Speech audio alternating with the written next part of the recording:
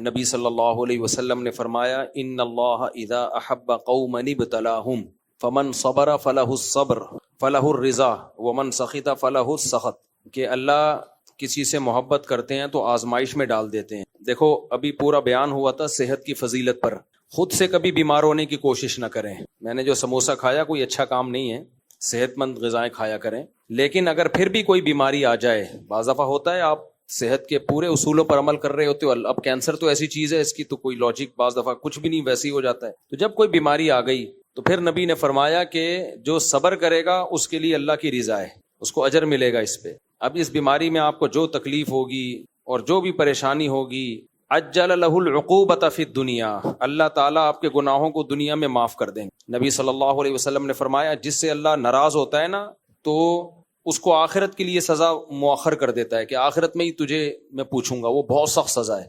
تو دنیا میں جب کوئی بیماری آ گئی، کوئی پریشانی آ گئی تو اس سے گناہ دھلنا شروع۔ لقی اللہ طاہرا مطہرا، نبی نے فرمایا جب اللہ سے ملے گا پاک صاف ہو کے، سب دھل دھلا جائے گا۔ تو مرنا تو سب نہیں ہے، جو صحت مند ہیں انہوں نے بھی مرنا ہے، جو بیمار ہیں انہوں نے بھی مرنا ہے۔ بعض دفعہ ہم نے دیکھا ہے صحت مند مر جاتا ہے، بیمار زندہ رہتا ہے۔ تو اس لیے یہ بھائی جو بھی بیمار ہیں، پہلی تو دل سے دعا ہے اللہ ان کو صحت دے، شفا عطا فرمائے، اللہ کے خزانوں میں کمی نہیں ہے۔ ایسے ایسے لا علاج مریض ہم نے دیکھے ٹھیک ہو جاتے ہیں۔ اور زندگی کے جتنے بھی دن ہیں اس میں صبر کریں، ٹینشن جو قدرتی طور پہ خود بخود ہوتی ہے پریشانی، وہ تو ظاہر ہے انسان کے بس میں نہیں ہے، خود سے سوچ سوچ کے پریشان نہ ہو، اچھے پہلو کو سوچیں کہ بھائی اللہ نے گناہ معاف کرنے کا ایک موقع مجھے دے دیا، اور توبہ کا موقع مل گیا۔ اچانک موت جو ہوتی ہے اس میں توبہ کا موقع نہیں ملتا انسان کو، بیمار ہو کے مرتا ہے توبہ کا موقع مل جاتا ہے، گویا اللہ خود کہہ رہے ہیں کہ اب کر لے توبہ بھائی جو تو نے غلطیاں کی ہیں۔ تو یہ بھی ایک اللہ کی رحمت ہے۔ اچھا بھائی، غزہ اور فلسطین کے حق میں جو احتجاج ہوتے ہیں اور ہو رہے ہیں، ان میں خواتین کا شریک ہونا کیسا ہے؟ اب میرا خیال ہے احتجاج میں خواتین کو تو نہیں بلایا جا رہا، زیادہ تر تو مردوں، جب خواتین کو نہیں بلایا جا رہا تو نہ جائیں، وہ احتجاج تو مرد کر رہے ہیں۔ میں نے اپنی زوجہ کو 3 بار طلاق ہے طلاق ہے طلاق ہے بولا، پھر باپ کا نام لے کر 3 بار طلاق ہے طلاق ہے طلاق ہے بولا، کیا رجوع کا کوئی آپشن ہے؟ اس نے مجھے اکسایا تو میں نے غصے میں بول دیا۔ کوئی آپشن نہیں ہے بھائی، صحابہ کرام کا اجماع ہے اس پر، قرآن میں صاف طور پہ اللہ نے کہہ دیا ہے کہ اگر تیسری طلاق دے دی تو کوئی رجوع کا حق نہیں ہے۔ اللہ نے یہ کہیں نہیں کہا کہ ایک مجلس میں دی ہوں یا الگ الگ مجلس میں دی ہوں، یہ خام خواہ قرآن کی طرف ایک غلط چیز منسوب کر دی ہے بڑی ڈھٹائی کے ساتھ۔ ہاں یہ ضرور ہے کہ سورہ طلاق میں اللہ نے طریقہ بتایا ہے کہ اکٹھی مت دو، 3 مہینے کے ایک مہینے کے وقفے سے دو، اور اس کی وجہ بھی اللہ نے بتائی کہ لا تدری لعل اللہ یحدث بعد ذلک امرا، کہ اللہ کوئی جوڑ کی صورت پیدا کر دے گا۔ بعض دفعہ آدمی غصے میں ہوتا ہے، وہ کہتا ہے اب تو ہمارا جوڑ ممکن ہی نہیں ہے تو 3 دے دو، تو اللہ کہتے ہیں تم خود کیسے فیصلہ کر رہے ہو سکتا ہے اللہ جوڑ کی صورت پیدا کر دے تو مت دیا کرو۔ تو اس لیے قرآن منع کر رہا ہے کہ 3 دینے سے 3 ہو جاتی ہیں۔ پھر اس بارے میں صحیح بخاری کی حدیث بھی ہے، اکٹھی 3 طلاقیں 3 ہوتی ہیں، ابو داؤد کی حدیث بھی ہے، اور سب سے بڑھ کر صحابہ نے حدیثوں کو زیادہ سمجھا ہے، یہ ہم نے زیادہ سمجھا ہے۔ میں بار بار اہل حدیث سے کہتا ہوں بھائی ایران تران چھوڑ دو، فلاں نے کیا لکھا فلاں نے کیا لکھا، کوئی ایک صحابی دکھا دو یار جس نے اکٹھی 3 طلاق کو 1 کہا ہو۔ عبداللہ بن عباس نے اکٹھی 3 طلاقوں کو 3 کہا، عبداللہ بن مسعود نے اکٹھی 3 طلاقوں کو 3 کہا، حضرت عمر نے اکٹھی 3 طلاقوں کو 3 کہا، حضرت عثمان نے اکٹھی 3 طلاقوں کو 3 کہا، سیدنا علی نے اکٹھی 3 طلاقوں کو 3 کہا، عبداللہ بن عباس نے اکٹھی 3 طلاقوں کو 3 کہا، عبداللہ بن عباس کے شاگرد حضرت عکرمہ نے اکٹھی 3 طلاقوں کو 3 کہا۔ جتنے صحابہ تابعین ہمیں ملتے ہیں ان سے صحیح سند سے جو بات ثابت ہے، رخصتی کے بعد اکٹھی 3 کو سب نے 3 ہی کہا ہے، اور بانگ دہل کہا ہے، اور بہت سخت لہجے میں کہا ہے۔ عبداللہ بن عباس سے تو بالکل بے غبار صحیح سند، جس کو اہل حدیث بھی صحیح مانتے، اتنی واضح سند ہے۔ ایک شخص 3 طلاقیں دے کے آپ نے فرمایا کہ تم حماقت پہ سوار ہو کے پھر مجھ سے کہتے ہو کہ گنجائش نکالو، تو اللہ سے نہیں ڈرا، اللہ نے تیرے لیے کوئی گنجائش نہیں رکھی ہے۔ اہل حدیثوں کے پاس ان باتوں کا کوئی جواب نہیں ہے، جب بھی کچھ بات کرتے ہیں گھماتے ہیں بات کو، کہ دیوبندی کی فلاں عالم نے بھی لکھا ہے کہ 3 طلاقوں میں اختلاف ہے، فلانے نے بھی لکھا ہے، ڈمکانے، ابے چھوڑ دو بھائی، جس نے بھی لکھا ہے قرآن سے دکھاؤ، صحیح حدیث سے دکھاؤ، صحابہ سے دکھاؤ۔ وہ ایک رکانہ والی حدیث دکھاتے ہیں، وہ لنگڑی لولی سند ہے اس کی، ٹھیک ہے نا، اس کی سند بھی نہیں پڑھ کے سنا سکتے، وہ ایسی لنگڑی سند ہے اس کی، اور اس کو کہتے ہیں متفق علیہ اور بالکل صحیح حدیث ہے۔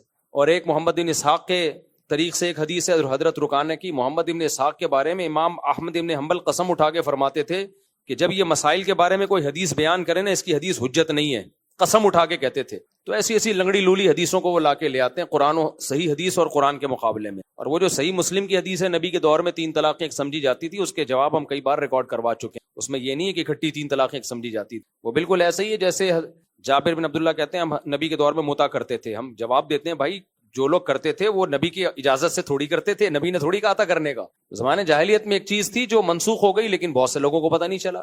تو ایسے ہی 3 طلاقیں زمانے جاہلیت میں ایک سمجھی جاتی تھیں, یعنی رجوع کا حق ہوتا تھا. تو اسلام نے پھر اس حکم کو منسوخ کیا ہے, کیونکہ مرد اس سے عورت کو کھیلتے تھے, عورت کے ساتھ طلاقیں دیتے رہتے, جب عدت گزرنے والی ہوتی رجوع کر لیتے, پھر طلاقیں دیتے. تو اللہ نے کہا کہ بھائی 3 کے بعد آپشن نہیں ہے, طلاق کا لفظ زبان سے 3 دفعہ نکال سکتے ہو, لامحدود اختیار اب تمہارے پاس نہیں ہے. زمانے جاہلیت میں لامحدود اختیار تھا. اس پر میری کتاب بھی ہے, اور میرے جو تفسیر کے لیکچرز ہوتے ہیں سورہ بقرہ کی جو الطلاق مرتان والی آیتیں ہیں اس میں ڈیٹیل سے میں ریکارڈ کروا چکا ہوں, ریفرنسز کے ساتھ اور مکمل احادیث کے ساتھ, حوالوں کے ساتھ. تو کسی نے تفصیل سے دیکھنا ہو وہاں دیکھ لے. تو 3 طلاقیں دینے کے بعد کسی نے اہل حدیث سے یا کسی سعودی مفتی سے فتویٰ لے لیا, بیوی حلال نہیں ہوگی. یہ سعودیہ کے جتنے بھی مفتی ہیں قابل احترام ہیں, لیکن یہ صحابہ اور 4 اماموں کی خاک کے برابر بھی نہیں ہے, چاہے مکہ مدینہ کے ہوں چاہے مدینہ یونیورسٹی کے ہوں. آج کل کے مفتیوں پہ کوئی ہمیں اعتماد نہیں ہے. ہر جگہ ہر چیز پیدا ہو رہی ہے مارکیٹ. لوگ کہتے ہیں سعودیہ کے مفتی نے فتویٰ دیا ہے. بھائی سعودیہ کے مفتی بھی ہماری طرح گوشت پوش کے بنے ہوئے انسان ہیں. تو صحابہ تابعین قرآن و حدیث واضح, ان کے مقابلے میں کوئی مفتی کسی مفتی کی کوئی حیثیت نہیں. اور یہ بھی میں جب کہہ رہا ہوں جب مان لوں کہ سعودیہ کے مفتی ایسا کہتے ہیں, جبکہ سعودیہ کے اکثر مفتی ایسا نہیں کہتے. سعودیہ کے اکثر مفتی وہی کہتے ہیں جو میں کہہ رہا ہوں. سعودی عرب میں پورا اس پہ اجلاس ہوا تھا 1995 یا 85 میں, جس پہ 3 طلاق کا ایشو بہت کھڑا ہو گیا تھا, بڑا اختلاف آیا. تو حکومت سعودیہ نے وہاں کے علماء کو آرڈر دیا کہ آپ بیٹھ کے اس مسئلے کو حل کرو. تو 85 میں ہوا تھا یا 80s میں کہیں ہوا. یہ القرار کے نام سے وہ رسالہ انٹرنیٹ پہ مل جائے گا, عربی میں رسالہ ہے. اس وقت سعودیہ کے بڑے بڑے مفتی بیٹھے اور اس مسئلے کو انہوں نے حل کیا, اور یہ فتویٰ دیا کہ بھائی اکٹھی 3 ہی ہوتی ہیں. لیکن پھر وہی کوئی کھڑا ہو گیا کہ 3 ایک ہوتی ہیں. تو اب اس کا تو کوئی حل نہیں ہے. اختلاف کرنا چاہو بیٹھ کے کرتے رہو. تو اس لیے میں جو یہ کانفیڈنٹلی کہتا ہوں نا کہ 3 طلاقیں دینے کے بعد کسی نے بیوی رکھ لی تو زنا ہوگا. وہ اہل حدیث کہتے ہیں مختصاف اختلافی مسائل میں بڑی شدت کرتے ہو. بھائی آپ کا بنایا ہوا اختلافی ہے, یہ اختلافی ہے نہیں. صحابہ تابعین میں یہ مسئلہ اختلافی نہیں تھا, بعد میں اختلافی ہوا ہے. تو جب ایک دفعہ مسئلے پر اجماع ہو گیا تو بس وہ اجماعی بن گیا. پھر یہ ہمیں تانے بھی دیتے ہیں, گھر ٹوٹ جاتا ہے اور رو رہی ہوتی ہیں عورتیں, یہ حنفی اتنے سخت ہوتے ہیں. حنفیوں کے کھاتے میں کیوں ڈال رہے ہو؟ ہم بات قرآن و حدیث کی کر رہے ہیں. جب اہل حدیث نے کوئی غصہ نکالنا ہوتا ہے وہ حنفیوں پہ ڈال دیتے ہیں. حنفی یوں کہتے ہیں. بھائی حنفی اس لیے کہتے ہیں قرآن و سنت کہتا ہے, صحابہ کہتے ہیں, اور یہ تو شافعی بھی یہی کہتے ہیں, مالکی بھی یہی کہتے ہیں, حنبلی بھی, 4 اماموں کا اجماع اس کے اوپر. تو اپنی زبانوں کو کنٹرول کرو, اور جب دے دی تو اب یہ نہیں کہ اہل حدیثوں کے فتوے لے لیے تو. اور اہل حدیث میں بھی ایسے علماء موجود ہیں جو 3 کو 3 ہی کہتے ہیں, وہ نہیں مانتے اس کو, کہتے ہیں یہ ایسے ہی نکال لیے ان لوگوں نے. تو اس لیے بار بار میں کہتا ہوں آج کل کے اسکالرز کی کوئی حیثیت صحابہ کے مقابلے میں نہیں ہے. ہر طرح کا فتویٰ مل جائے گا آپ کو مارکیٹ میں, جو چاہو گے فتویٰ مل جائے. غامدی صاحب کا الگ فتویٰ, انجینئر علی مرزا کا الگ فتویٰ, سعودیہ کے کسی خاص مفتی کا الگ فتویٰ, مصر کے جامع ازہر کا الگ فتویٰ, جیسا چاہو گے. انشورنس کے بارے میں کسی نے فتویٰ لیا, یہاں سب علماء نے فتویٰ دیا, سعودیہ نے بھی, ادھر سعودیہ کے علماء نے بھی, ہندوستان پاکستان کے علماء نے بھی, حرام ہے, ناجائز ہے. اس نے جا کے جامع ازہر کے کسی مفتی سے فتویٰ لے لیا کہ جائز ہے. تو ابے کیا دین کا کھلواڑ بنا لیا. اسلام کہتے ہیں بھائی 4 امام جو ہے نا صدیوں سے ان کو فالو کیا جا رہا ہے, آج بھی انہیں کو فالو کرنا پڑے گا. آج کل کے اسکالر کے حوالے اپنے آپ کو کر دیا تو اختلاف ختم نہیں ہوگا, بڑھ جائے گا. ایسی بے لگام ہوگی نا امت جو ہونا شروع ہو گئی ہے. جو چائے حلال کروانا ہو نا مل جائے گا مارکیٹ میں آپ کو فتویٰ, کچھ بھی حلال کرنا ہو. عدالتی خلا پہ تو اجماع تھا امت کا کہ یہ نہیں ہوتا, یہ جو آج کل کا عدالتی خلا ہے. طلاق کا حق مرد کے پاس ہے, مرد نکاح ختم کر سکتا ہے. قرآن کی واضح آیت ہے او بیدہ عقدۃ النکاح, کہ نکاح ختم کرنے کی چابی کس کے پاس ہے؟ مرد کے پاس ہے. جج ظلم ہونے کی صورت میں ایک الگ بات ہے, نارملی جج کے پاس تھوڑی رائٹ ہے یہ. لیکن آپ دیکھ لو آج ایسے اسکالر پیدا ہونا شروع ہو گئے, حدیثوں کو گھما رہے ہیں, پھرا رہے ہیں, یہ مطلب نہیں وہ مطلب ہے, گھما دیا انہوں نے. تو مارکیٹ میں سب کچھ ہے. اس لیے میں حلفیہ یہ بات کہہ سکتا ہوں, جو ان 4 فقہی مذاہب سے جو صدیوں سے متواتر ہیں نا اہل سنت کے, ان سے جڑا رہے گا اس کی نسلیں گمراہی سے محفوظ رہیں گی. اور جو ان سے ہٹ گیا نا, آج تھوڑا ہٹائے, اگلی نسل اور اس سے اگلی اور 2-4 نسلوں کے بعد پروگرام گیا اس کا, خراب ہو گیا. تو اپنے آپ کو اپنی نسلوں کو بچانے کے لیے ضروری ہے ان 4 فقہی مذاہب سے جڑے رہو. میرا نام محمد ذوالقرنین.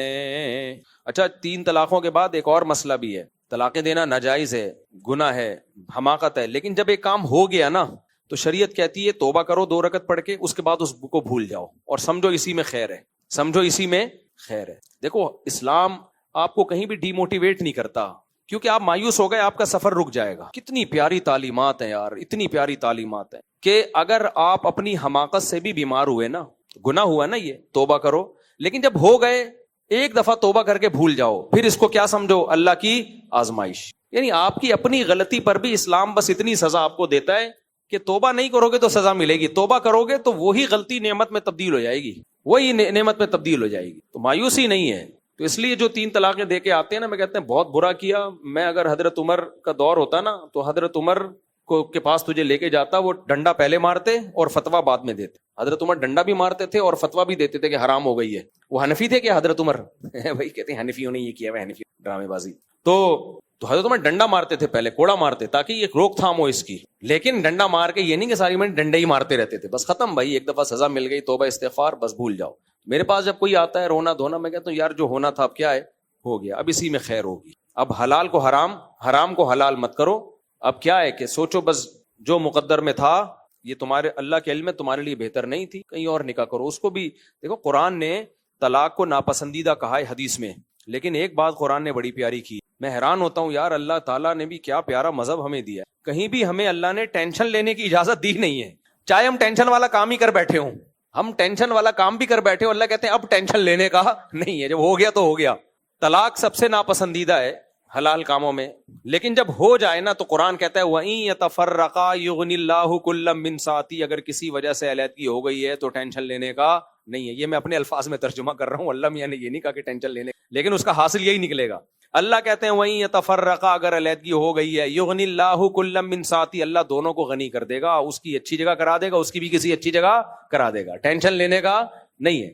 اب یہ فلموں میں ہوتا ہے، ہائے وہ ادھر وہ خودکشی کر رہا ہے، وہ میرے محبوب دنیا سے بچھڑ گیا اور یہ اس کا بچھڑ گیا، اب ہم تو ایک both are made for each other, ہم تو بنے ہی ایک دوسرے کے لیے ہیں، نہیں بنا بھائی، لائف گزار رہے تھے اچھی، اب علیحدگی ہو گئی ہے، جمشید کو محمودہ مل جائے گی اور محمود کو جمشیدہ مل جائے گی۔ دنیا مسافر خانہ ہے بھائی، وہ لائف کو انجوائے کرے، کہیں اور شادی کرے، کہیں اور، اب ایک دوسرے کا غم لے لے کے بیٹھے رہے۔ تو ایک آدمی نے کہا کہ میں نے اپنی بیوی کو طلاق دی، اب وہ کہیں اور شادی کی، اب اپنے نئے شوہر کی اتنی تعریفیں کر رہی ہے، حالانکہ میں تو بہت اچھا تھا، میرے اندر تو وہ خرابیاں نہیں تھی جو نئے شوہر میں، لیکن وہ ہر ایک کے سامنے میرا میاں بہت اچھا ہے، بہت اچھا ہے۔ میں نے کہا بھائی اس کے لیے یہی اچھا ہے کہ وہ کیا کرے، نئے والے ہی کی تعریفیں، چاہے وہ آپ سے گندا ہی کیوں نہ ہو۔ شریعت بھی اس کو یہی کہتی ہے بھائی جو تمہاری زندگی میں ہے وہ سب سے اچھا۔ یہ کتنی بغیرتی ہوگی، اچھا تو پرانا والا ہی تھا، لیکن بہرحال اب کیا کریں، ہو گئی، اچھا تو پرانا والا ہی تھا۔ تو بھائی شریعت نے کہا بھائی خوش رہو یار، اب جو نیا ہے اس کو جو یہ بہت اچھا ہے، اب اس پہ شکر ادا کرو، ورنہ ایسا نہ ہو کہ اس سے بھی ہاتھ شوہر ہی بدلتی رہو بیٹھے۔ تو طلاق کے بعد بری چیز ہے طلاق، لیکن ہو جائے تو اللہ کہتے ہیں وَإِن يَتَفَرَّقَا يُغْنِ اللَّهُ كُلًّا مِّن سَعَتِهِ۔ اسی طرح خاندانوں میں جب طلاق ہوا کرے، طلاق ہونے نہ دو، بری چیز ہے، لڑوانے کا کام مت کرو، میاں بیوی میں جوڑ پیدا کرو، ہو گئی ہے تو اس کو بھتنگڑ نہ بناؤ، ابے یار بندوقیں نکل رہی ہیں، کچھ نہیں ہے یار، چلو کوئی عدت گزراؤ، اس کو بولو بھائی کوئی اتنا ٹینشن لینے کا نہیں ہے، مر بھی تو سکتا تھا نا، کوئی بات نہیں، بچوں کا باپ تو ہے نا، ملتا رہے گا، خرچہ دیتا رہے گا، بچے مل جل کے پال لینا، تو کہیں اور شادی کرو، اس کی کہیں اور کرائیں، تھوڑے دن سب نارمل ہو جاتا۔ ہاں غم کو سر پہ مسلط کر لو گے تو پھر اس کے بڑے سخت سائیڈ افیکٹ۔ میرا نام محمد ذوالقرنین ہے، مفتی صاحب گھر والے شادی نہیں کرا رہے، کہتے ہیں پیروں پہ کھڑے ہو جاؤ پھر شادی۔ 25,000 40-45 ہزار کماتا ہوں، بس کما رہے ہو تو پھر شادی کر کے بتا دو، ہو گئی، کما رہے ہو نا، پھر کیا، گھر والوں سے تو وہ پوچھ کے کرتا ہے جو کما نہ رہو، ہاں کوشش کرو گھر والوں کی مرضی سے کرو، لیکن وہ کرنے ہی نہیں دے رہے نا، تو پھر اس کا حل یہی ہے کہ بھائی اب آپ کے تو ہم نے کہا تھا آپ ہماری کرا دو، نہیں کرا رہے تو پھر ہم خود کر کے بتا رہے ہیں۔ کیا جماعت اسلامی کی باتیں جماعت اسلامی سے پوچھا کرو۔ آپ کے کہنے سے بہت سے لوگ شادی تو کرتے ہیں پر حالت آنے پر دوسری کو چھوڑ دیتے ہیں۔ بالکل صحیح کہا ہے لوگوں نے، جن صاحب نے کہا ہے بالکل صحیح کہا ہے، آدھی بات سنتے ہیں ہماری، آدھی سنتے نہیں ہیں، شادی کر لیتے ہیں، جب مسائل آتے ہیں یا تو دوسری کو چھوڑ دیتے ہیں یا یعنی پہلی کو چھوڑ دیتے ہیں، یا ظلم شروع کر دیتے ہیں، یا ٹینشن میں آتے ہیں، ڈپریشن میں آ کے چرس پینا شروع کر دیتے ہیں۔ اس لیے بار بار کہتا ہوں رکشوں کے پیچھے جو لکھا ہوتا ہے نا اس کو غور سے پڑھا کرو۔ ٹرکوں اور رکشوں کے پیچھے بہت کام کی باتیں لکھی ہوتی ہیں، رکشوں کے پیچھے لکھا ہوتا ہے تپڑ ہے تو پاس کر ورنہ برداشت کر۔ تو دوسری شادی کرو نبھانے کے لیے، ایسی کی تیسی جو اکھاڑنا ہے اکھاڑ لو۔ آج ایک بندہ آیا میرے پاس، دوسری شادی کی ہے اس نے، کہہ رہے میں نے چھپا کے رکھی ہوئی تھی، کسی بیوہ سے کی ہے، چھپا کے رکھا ہوا تھا، پکڑا گیا میں، بیوی نے موبائل دیکھا کون ہے یہ، اس سے ایسی باتیں ہو رہی ہیں، تو پکڑا گیا، پتہ چلا جی بیوی ہے۔ کہہ رہا میں بہت ٹینشن میں ہوں, بیوی کو پتہ چل گیا, میرا ناک جینا حرام کیا ہوا ہے. میں نے کہا اچھا ہے, پتہ چل گیا, نکاح ہے نا, بتا دیا آپ نے. کہہ رہا اب میں کیا کروں, اب چھپا کے رکھوں, اس کو باریاں نہیں دی. میں نے کہا یہ نہیں, اب پتہ چل گیا, بولو اب تو چل گیا پتہ. نہیں پتہ تھا تو میں ٹائم کبھی دیتا تھا کبھی نہیں, اب تو پتہ چل گیا, تو میں اس کو بھی باریاں دوں گا, تمہیں بھی باریاں دوں. کہہ رہا وہ تو درگت بنا دے گی. میں نے کہا بنانے دو درگت بھائی, بن کیا کر لے گی بھائی, بس اب میں نے کہا حالات آہستہ آہستہ کیا ہو جائیں گے, نارمل. اور اگر ابھی سے 2 نمبریاں شروع کر دیں تو کبھی بھی نارمل نہیں ہوں گے. جھوٹ بولنا شروع کر دیا, نہیں میں وہاں نہیں جا رہا, میں تو باری نہیں دے رہا, میں تو یوں کر رہا ہوں, میں تو مدنی مسجد میں تھا, میں تو فلم دیکھنے گیا ہوا تھا, میں تو سیروزے پہ گیا ہوا تھا. تو ساری زندگی جھوٹ پہ ہی. اب ہو گیا, بولو بھائی میری بیوی ہے, غلط کیا صحیح کیا, اب میں اس کے ایک رات ادھر گزاروں گا, ایک رات تمہارے پاس. اس سے بہت بڑی ٹینشن ہوگی, لیکن تھوڑے دن یا چند مہینے. جھوٹ کی جو ٹینشن ہے قیامت تک چلتی رہے گی. دیکھو بچہ مر جاتا ہے, بڑی ٹینشن ہے, لیکن ہمیشہ نہیں پالی جاتی وہ ٹینشن, صبر آ ہی جاتا ہے. تو بڑے بڑے غم جو ہوتے ہیں نا, جب ایک دفعہ یقینی طور پر ہوں گے یہ ہے, تو صبر آ جاتا ہے. عورت کو بھی صبر آ جاتا ہے, ایسا کئی نہیں ہے کہ قیامت تک وہ روتی رہے گی. تھوڑے دنوں میں یوز ٹو ہو جائے گی, عادی ہو جائے گی, بھائی ٹھیک ہے یار چلو. اگر صبر کرنا چاہے, نہ چاہے تو پھر تو دنیا میں کوئی علاج ہے ہی نہیں. تو اس لیے جو ہے بتا کے کر لو بس. اللہ, اور یہ ہمت نہیں ہوتی ہے تو پھر وہ یہی ہوتا ہے, ظلم کرنا شروع کر دیتے ہیں, دوسری کو لٹکا دیتے ہیں. ایک مولانا صاحب فرما رہے تھے جہاد کی تیاری ہر مسلمان پر فرض ہے. بات قرآن سے صحابہ بالکل اپنے آپ کو فٹ رکھنا, تیار رکھنا یہ ضروری ہے. پراپر وے میں جہاد کے لیے فوج جوائن کرنی چاہیے. انڈیویجولی جا کے کوئی دھماکے شماکے کرنا, اس سے ملک میں فساد ہوتا ہے اور غلط تنظیموں کا حصہ بن جاتا ہے آدمی, غلط لوگ یوز کر لیتے ہیں. تو اس لیے پراپر وے میں اب لوگ کہتے ہیں فوج ایسی فوج ویسی, تو اچھے لوگ چلے جائیں, فوج اچھی ہو جائے گی. فوج کوئی آسمان سے تھوڑی اترتے ہیں, یہ ہم لوگ ہی جاتے ہیں فوج میں. تو اچھے لوگ جائیں گے تو اچھے لوگ آئیں گے, برے لوگ جائیں گے تو برے لوگ آئیں گے. تو فوج بذات خود نہ اچھی ہے نہ بری ہے, جیسی پبلک ہے ویسی کیا ہے. لیکن فوج میں ایک بات ہے کہ ان کا جتنے باقی ادارے ہیں نا, ان سے اگر کمپیئر کیا جائے تو پاکستان کے پاس صرف اداروں میں ایک ہی ادارہ بچا ہوا ہے جس کو فوج کہا جاتا. تو اگر یہ فوج سویلین کے ہاتھ میں ہوتی تو اتنی بڑی بڑی توندیں ہوتی پھر کہ آج آرمی چیف 8 سموسے کھا کے آئے ہیں. تو اگر کچھ ہمیں دوسرے اداروں سے ہم کمپیئر کرتے ہیں نا, کمپیئر انڈیویجولی دیکھو گے تو کرپٹ لوگ بھی ملیں گے آپ کو, ایماندار بھی ملیں گے. لیکن اگر ایز اے ادارہ آپ دوسرے اداروں سے کمپیئر کریں تو ابھی بھی فوج کا پلڑا. اگر اداروں کے حیثیت سے آپ کہتے ہیں اس ادارے نے یہ کر دیا وہ کر دیا, تو میں کمپیئر کر رہا ہوں تو باقی اداروں نے کیا کیا ہے. میرا نام محمد عابد ہے, میں خود پانڈا کمپنی میں کام کرتا ہوں. اس کا خلاصہ یہ ہے کہ کسی بھی غیر مسلم کمپنی یا ملٹی نیشنل کمپنی میں جاب کرنا جائز ہے. بائیکاٹ کا مطلب یہ نہیں کہ جاب چھوڑ دیں آپ بڑے مصیبت میں آ جائیں گے. اور بائیکاٹ کرنے والے علماء نے کبھی بھی یہ نہیں کہا کہ یہ پروڈکٹ حرام ہے یا ان کمپنیوں میں جاب کرنا حرام ہے. یہ لمبا سوال تھا لیکن میں سمجھ گیا دیکھ کے نا کہ سوال پوچھنے والے کا مقصد. تو جاب کہیں بھی حرام نہیں ہے, کہ چاہے یہودی کمپنی ہو چاہے کوئی بھی کمپنی ہو. لاکھوں لوگوں کی اب جاب جائے گی تو اس سے غزہ کو کوئی فائدہ حاصل ہونے والا نہیں ہے. آپ کا اپنا دیوالیہ نکل جائے گا, بھیک مانگو گے جا کے, اور بھیک بھی پھر یہودیوں سے ہی جا کے مانگو گے. صحیح ہے نا. زندگی کا ایک بہترین طریقہ یہ ہے کہ لوگوں سے قرضہ لے کے کھا جاؤ. وہ سب آپ کی زندگی کی دعائیں مانگیں گے, اللہ یہ نہ مرے, یہ نہ مرے, یہ مر گیا تو ہمارا ہم گئے. کسی نے میم بنائی ہے کہ امریکہ نے انڈیا کو دھمکی دی ہے اگر پاکستان کو کچھ ہوا تو جتنا قرضہ پاکستان نے ہم سے لیا ہے وہ سارا تیرا باپ دے گا. صحیح, تیرے باپ سے نکلوائیں گے. تو اس لیے میں کہہ رہا ہوں اگر آپ جاب ہی چھوڑ دیں گے تو پھر تو آپ اور قرضے تلوں دبیں گے. اچھا بھائی مفتی صاحب روحان عامل کو میں آپ کا جو موقف ہے اس سے میں بالکل متفق ہوں, کبھی کسی عامل کے پاس نہیں گیا. لیکن سوال یہ کہ جس کو واقعی جادو کے اثرات وغیرہ کے مسائل کا سامنا ہو جائے تو اس کا علاج کیسے کریں, اس پر قابو کیسے پائیں. کیونکہ بعض ایسے مریض میں نے اپنی آنکھوں سے دیکھے جن کی حالت ہو جاتی ہے کہ گھر کا عام بندہ بھی ان کے قریب نہیں جا سکتا, وہ خود اپنے آپ کو دوسروں کو سخت نقصان پہنچاتے ہیں. برائے مہربانی اس کا حل بتائیں. اس کا حل عاملوں کے پاس تو بالکل نہیں ہے. سب سے پہلی اس کو کسی سائیکیٹرسٹ کو یا سائیکولوجسٹ کو دکھائیں. بہت دفعہ 99% دماغی مسئلہ ہوتا ہے, ہم اس کو جن سمجھ رہے ہوتے ہیں, بلکہ بعض دفعہ تو مسئلہ ہوتا ہی نہیں, ڈرامے کر رہا ہوتا ہے. ایسے بہت سارے کیس آئے ہیں, ہم نے دیکھے ہیں. عشق ہوا تھا کسی سے تو اپنے اوپر یہ جن چڑیل بھوت مسلط کر لیتا ہے, یا اور کوئی مسئلہ ہوتا ہے. جب آپ اس کی ڈیپ میں جاتے ہیں تو پتہ چلتا ہے مسئلہ بالکل کچھ اور تھا, یہ ڈرامے کر رہا تھا. اور بعض دفعہ جینین کیس ہوتا ہے لیکن وہ ہوتا دماغی پرابلم ہے. دماغی بیماریاں اتنی ڈینجرس ہوتی ہیں, اتنی پیچیدہ ہوتی ہیں کہ وہ سمجھ میں نہیں آ رہی ہوتی. تو سائیکولوجسٹ کو دکھائیں یا سائیکیٹرسٹ کو دکھائیں, میڈیسن سے کور ہو جاتا ہے. اور شروع میں میڈیسن سے جلدی کور ہو جائے گا. لوگ شروع میں جن چڑیل بھوت نکالنے میں لگ جاتے ہیں, اس کی بیماری پختہ ہو جاتی ہے, پھر وہ میڈیسن سے کور نہیں ہوتی. میں نے ایسے بہت سارے کیس دیکھے ہیں. بچہ کہہ رہا ہے مجھے جن نظر آ رہا ہے, مجھے بھوت نظر آ رہا ہے, مجھے چڑیل نظر آ رہی ہے, مجھے سایہ نظر آ رہا ہے, ڈاکٹر کو دکھایا, 1 ہفتہ دوا دیے, بچے کو کچھ بھی نظر آنا بند ہو, نہ سائے نظر آ رہے, ٹھیک ہو گیا. بہت سارے کیسز, بھائی 50 سال ہماری عمر ہو گئی تو تجربہ ہوگا نا, تو میڈیسن سے فوراً جن چڑیل بھوت بھاگ جاتے ہیں. وہ ہوتا کچھ نہیں ہے, اس کو نظر آ رہا ہوتا ہے, اس کا اپنے دماغ میں بیچارے کے پرابلم ہوتی ہے. 1% ایسا ہو سکتا ہے کہ واقعی جادو ہو یا کوئی جنات کا اثر ہو. ایسے بھی میں نے کیس دیکھے ہیں جو واقعی جن تھے, واقعی جادو کا اثر تھا, اس کا علاج میں نے کیا. حالانکہ میں عامل نہیں ہوں, نہ مجھے جن چڑیل بھوت کا علاج آتا ہے. اس کے لیے ایکسپرٹ ہونا ضروری نہیں ہے. اس کے لیے آپ باوضو ہوں, آیت الکرسی پڑھیں, سورہ فلق سورہ ناس پڑھ کے اس پہ دم کریں, اس کا باپ بھی بھاگے گا انشاءاللہ. اگر آپ سمجھتے ہیں آپ کے دم سے فائدہ نہیں ہو رہا تو مسجد کے امام کے پاس چلے جائیں, جو بھی عامل نہ ہوا امام. دیکھو جنات پر بھی نا مشہور شخصیتوں کا ایک روب ہوتا ہے, ایک اثر ہوتا ہے, وہ ڈرتے ہیں. اللہ نے شہرت ایک ایسی چیز ہے جس کا ایک الگ سے روب ہوتا ہے. کتنے لوگ کہتے ہیں یار, حالانکہ میرا تو گھر میں یعنی شاید روب نہ ہو, اصل تو یہ کہ نہیں ہے, لیکن اب شرمندگی ہو رہی ہے تو بتاتے ہوئے پھر آدمی کا, تو جن پہ کیا روب ہوگا. لیکن میں نے کئی بار تجربہ کیا, کسی پہ جن چڑھا, میں گیا چماٹ لگایا, معافیا مانگ رہا ہے وہ جن, بول رہا ہے اللہ کا واسطہ مجھے معاف کر دو, میں چلا جاؤں گا, مجھے مت مارو, مجھے مت مارو. میں پھر ایک لگایا رکھے, میں تیری ایسی کی تیسی. تو کیونکہ مشہور لوگوں سے انسانوں پہ بھی روب ہوتا ہے اور جنات پہ بھی ایک روب ہوتا ہے. کتنے لوگ آتے ہیں ہم سے ملنے کے لیے, کہہ رہے ہیں آپ پوچھے نہیں جا رہا, آپ سے بات ہی نہیں ہو رہی. یہ ایک فطرت ہے, تو یعنی نیچرل ہے یہ.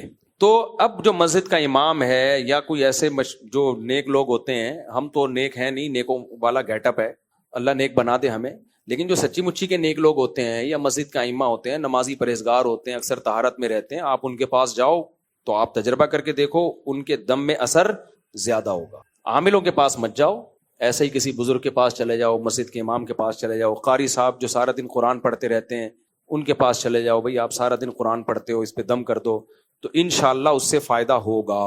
اور پانی پہ چھینٹے مارنے سے اور زیادہ فائدہ ہوتا ہے, یعنی پانی پہ دم کر کے نا پانی کی چھینٹے مارا کرو جب پیشنٹ کی ایسی حالت ہو کہ اس پہ جن آیا ہوا ہے, کیونکہ جادو میں یہی ہوتا ہے, جنات کا اثر شروع ہو جاتا ہے.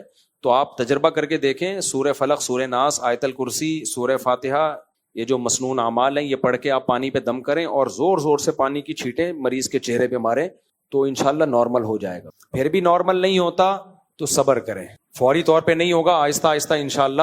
اصل میں ہوتا پتہ ہے کیا ہے, جنات مایوس ہو جاتے ہیں کہ یہ زیادہ ہمیں لفٹ نہیں کرا رہا ہے, یہ زیادہ ٹینشن میں نہیں آ رہا ہے, ادھر ادھر بھاگ نہیں رہا ہے, تو وہ خود ہی آہستہ آہستہ رستہ بدل دیتے ہیں. کہہ رہے یار, اور جو زیادہ ٹینشن لیتا ہے ان چیزوں کی, جنات پھر وہاں بسیرا کرتے ہیں. تو 1% جن بھوت کا کیس ہو سکتا ہے, لیکن وہ اس کا حل یہی ہے. اس کے علاوہ عاملوں کے پاس تو جو گیا نا, مریض ٹھیک ہو گیا نا, دوسرا بندہ مریض بن جائے گا. میں بتا رہا ہوں, آپ تمہاری نسلوں میں جن چڑیل بھوت ہی رہیں گے آپ. تو یہ آپ کو لکھ کے دے دوں. مفتی سے گولڈ 122 گرام کی زکوٰۃ کتنی نکلے گی؟ 122 گرام کو 40 پہ ڈیوائڈ کر دو بھائی. مفتی صاحب آپ سے گزارش ہے کہ جیسے جامع الرشید اور کلیۃ الشریعہ 4 سال کا عالم کورس کروا رہے ہیں گریجویٹس کو, تو مہربانی ہوگی ایسے عالم کے کورس ویکینڈ میں بھی شروع کریں تاکہ مجھ جیسے لوگ بھی استفادہ کریں. بھائی عالم کا کورس ویکینڈ میں نہیں ہو سکتا کہ ہفتے میں 1 کلاس ہو اور آپ عالم بن جائیں, اس کے لیے 25 سال لگ جائیں گے آپ کو. تو 4 سال میں تو 5 6 کلاسیں ہوتی ہیں ڈیلی, تو جا کے عالم ہوتے ہیں. ہاں یہ ضرور ہے کہ شریعت کی جو بیسک تعلیمات ہیں ان کا ایک کورس مختصر ہونا چاہیے, جیسے فہم دین کورس نوری ٹاؤن والوں نے شروع کیا تھا, اس طرح کی کورس وہ بھی چلا رہے ہیں, تو چلانے چاہیے. اللہ کرے میں بھی چلا لوں کوئی ایسا کورس, تو سوچتا رہتا ہوں. بس آپ کے ویڈیو بیانات کو 8-9 سال کا عرصہ ہو گیا, لیکن آپ کے سوشل میڈیا یا چینل کی ٹیم پروفیشنلزم سے کوسوں دور ہے. تھوڑی ذمہ دارانہ ٹیم رکھیں, تو پرانے بیان کا نیا بنا کر اپلوڈ نہ کریں, کیونکہ اس سے کنفیوژن ہوتی. پرانے بیان نہیں اپلوڈ ہوتے, 1 ہفتہ پرانا بیان اپلوڈ ہوتا ہے, 1 ہفتہ. بہت زیادہ پرانا بیان تو جب اپلوڈ ہوتا ہے کوئی بیان ہی نہ مل رہا ہو. میں سفر پہ ہوتا ہوں, بیانات کے ناغے ہوتے ہیں, تو پھر اٹھا کے چلا دیتے ہیں. تو کیا ہے, پرانا ہے تو کیا ہو گیا, ہے تو بیان ہی نا, کوئی یہ تو نہیں کہ غلط باتیں ہو رہی ہوتی ہیں اس میں. تو یہ مجبوری میں ایسا کرتے ہیں, نارملی ایسا نہیں کرتے.